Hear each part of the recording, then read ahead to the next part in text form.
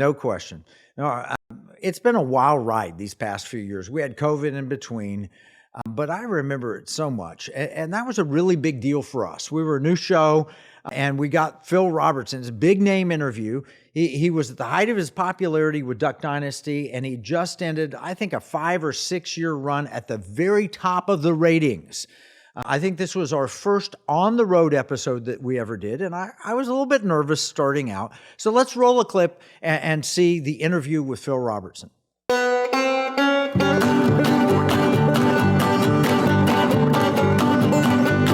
Economic War Room took a road trip. We went to West Monroe, Louisiana to meet with an entrepreneur, really a political expert, a Bible expert.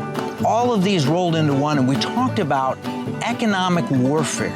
So we've had an incredible opportunity to meet with Phil Robertson, the original Duck Commander. Welcome, Phil, to the Economic War Room. So the purpose of the Economic War Room is to help people realize that money is a weapon that they can use. It's a tool. Yep. To bring people to It can be used for good or evil. Good or evil, that's true.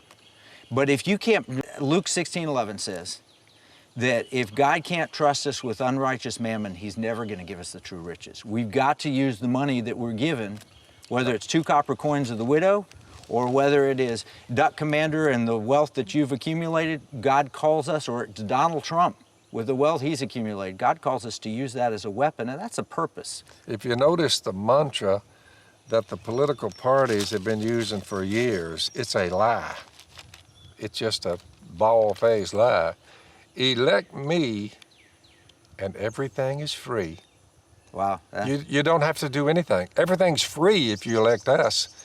I've been hearing that lie, and you look at these countries that try this stuff, this socialism, which is just a second step into going into communism, and you look at it, at the murder, the degradation, the misery that's caused, and they just keep pushing it, and they owe it all to some philosopher named Karl Marx, and you're like, you're going to make Karl Marx the father of your thinking instead of the Almighty God in heaven?